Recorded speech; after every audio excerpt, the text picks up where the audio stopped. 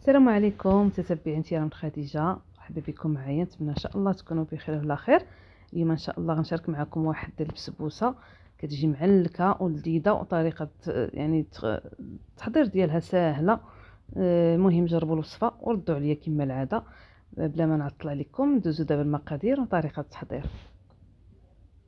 اول حاجه غندوزو نصايبوا السيرو، هو الاول باش نحطوه يبرد. عندي هنايا كاس ديال سنيده، سكر سنيده يعني سكر حبيبات، ومقدار ونصف ديالو ديال الماء، يعني كاس ونص ديال الماء. الا درتو اي كاس درتو به، مهم كديروا كاس ديال السكر وكاس ونص ديال الماء. وهنايا قشره ديال الحامضه غديروها اولا طرونش ديال الحامض. المهم غير باش تنسمو داك السيرو، غير يغلو وحيدوه على النار، ماشي زعما تخليوه حتى يختار. ها هو السيرو حيدناه. دابا غندوزو المقادير ديال البسبوسه. عندي كاس ديال الحليب، كاس ديال الكوك، كاس ديال الزيت وكاس ديال السكر سنيده ما عامرش. الزيت والسكر سنيده ما عامرينش. 3 د البيضات، وهنايا 2 ساشيات ديال البيكين باودر يعني الخميره الكيماويه، 2 ساشيات ونص، وشويه د الملحه، قشره ديال الحامض، واحد طانون مسوس ياغورت مسوس، و400 غرام تقريبا ديال السميده رقيقه، واحد الساشي ديال زهره البرتقال. بالنسبه للعباره غنخليه لكم في صندوق الوصف مكتوب، يعني العبار بالضبط بالغرام. هاد الكاس انا باش عبرت يعني فيه 200 مليلتر بالنسبه للحليب والسكر والزيت. اما بالنسبه للكوك تقريبا 100 غرام، يعني 200 غرام ديال الحليب، 200 غرام ديال الزيت، و200 ديال السكر سنيده. اما الكوك 100 غرام. وبالنسبه لهذا السميده رقيقه 2 كيسان عامرين وشويه، وكنخلي شويه باش ندير يعني نديروها في المول اللي غنديروا فيه البسبوسه. المهم عندي هنايا 400 غرام ديال السميده رقيقه، هنايا كيسان عامرين. انا راه زدت شويه في هذا العبار ديال السميده على حسب باش نشيط شويه اللي غندير في المول.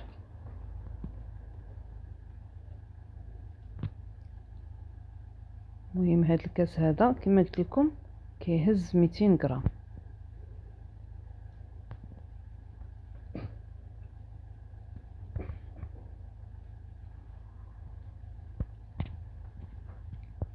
هو غنعمرو مزيان بحال هكا، يعني 2، وهاد شويه غنضيف غير شويه ونخلي شويه غير بحال قلتو واحد 2 معالق اخرين فوق هاد 2 كيسان. المهم كيسان عامرين مقبين. غنضيف النواشف كاملين هنايا، كلشي غنضيفو دقه واحده وغنخلط كلشي. الكوك خصكم تختاروا يعني الكوك ميدم، داك الكوك من نوعيه جيده. وهنايا الحليب والسنيده والبيض، يمكن لكم ديروا حتى 2 بيضات ماشي مشكل يكونوا كبار، وواحد ياغورت مسوس، والقشره كما قلت لكم ديال الحامض كتعطيها مذاق زوين، اولا ديال الليمون الى توفر هذا البرتقال داك النافيل كما تنقولوا، يعني ديروهم بجوج كيجي زوين المذاق ديالهم في هذه البسبوسه. وقبصه ديال الملح ضروريه، وهذوك 2 ساشيات ونصف ديال الخميره كيماويه يعني خميره حمراء. هنا غندوزو خلطنا كلشي وغندوزو للمول ندهنوه بشويه ديال الزبده، اي نوع الزبده مهم ندهنوه، وغندردرو عليه السميده رقيقه. الا بغيتوها تجيكم شويه رقيقه حيت كاين اللي كيبغيها رقيقه، تختاروا طبق كبر من هذه، يا اما تكون دائريه او لا مستطيله بحال هكا او لا مربعه. كاين دوك اللاطات مربعين كتجي زوينه فيهم، يعني اللي كيبغيها رقيقه. هذه شويه كتجي عاليه، الفران مسخنينه على 180 درجه، يعني من قبل باش يلاه يسخن. قبل ما تبداو ديما ديروا الفران يسخن. الا كان فران ديال الغاز يعني ديروا غير عافيه متوسطه واحد قبل ما تبداو الوصفه ديالكم. المهم ما تجهدوش عليه، وملي تحطوها غتشعلوا غير على التحت وديروا عافيه يعني متوسطه، ما تكونش مهيله بزاف وما تكونش عاوتاني مجهده باش ما تحرقش دغيا كتوجد. صافي حنايا هنا صوبنا المول ديالنا، غنخوي فيه ديك الخليط ديال البسبوسه وغندخلوها باش طيب، نخليوها حتى تحمر، طيب على خاطرها وتحمر عاد باش نخرجوها ونسقيوها بالسيرو.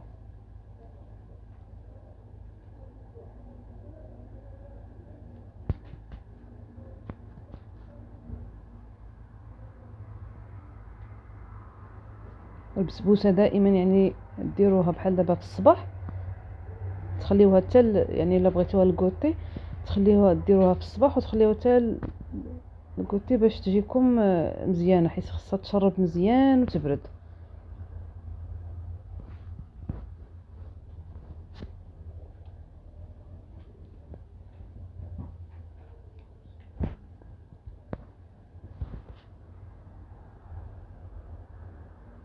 صافي بعد ما سالينا دابا غنحطوها باش طيب كما قلت لكم على 180 درجه، ونبقاو نحضيو معاها. المهم ما كتعطلش، تقريبا ثلث ساعه حتى نص ساعه. ها هي خرجناها تحمرات، والسيرو ديالنا ها هو كما قلت لكم. غير طلع فيه الغليه تقريبا 5 دقائق، مورا ما طلع الغليه صافي تحسوا به راه داب داك السكر ولا سنيده مزيان وطفيو عليه. وملي غطيب البسبوسه ديالنا غنسخنوه مزيان. المهم واحد فيهم خصو يكون بارد. الا كانت بسبوسه بارده يعني خصنا نسخنوا السيرو. الا كانت البسبوسه يلا خرجناها سخونه، السيرو ديالنا راه اصلا حنا بدينا به هو الاول يعني غنديروه بارد. هاد الكميه هادي اللي عطيتكم دابا هنايا غتخويوها كلها في هاد البسبوسه، يعني في هاد المول، وخليوها تشرب. يعني قد ما تشربت كاع الا صايبتوها في الليل وخليتوها حتى الغد ليه كتجي يا سلام، يعني كتجي معلكه. وراه السيرو واخا هكاك ما تيعطيهاش ديك الحلاوه بزاف يعني مجهده. اللي ما باغيش ديك الحلاوه ينقص حتى في السكر اللي درنا في البسبوسه، يعني ما يكملش داك الكاس.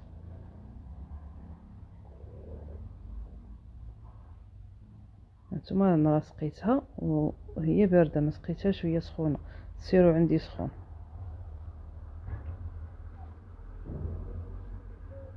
كنشربوها مزيان ونخليوها تمص داك السيرو. عاد باش نزينوها بشويه ديال الكوك وشويه ديال اللوز اولا بيستاش على حسب كل واحد شنو عنده.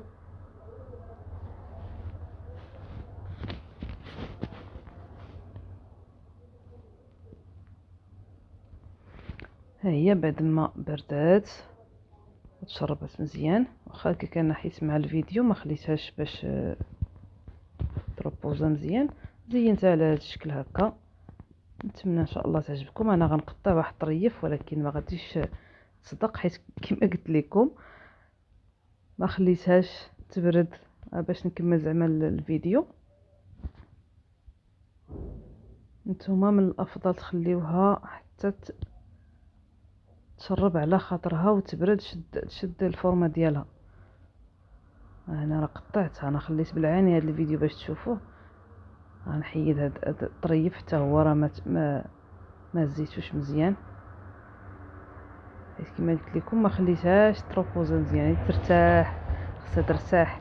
المهم بغيت نوريكم كيفاش كتجي، راه كتجي معلكه يعني لذيذه بزاف. ايوا بالصحه والراحه. ما تنساوش لايك الفيديو وبارطاجيو مع العائله والاحباب. بالصحه والراحه، الى فيديو اخر ان شاء الله.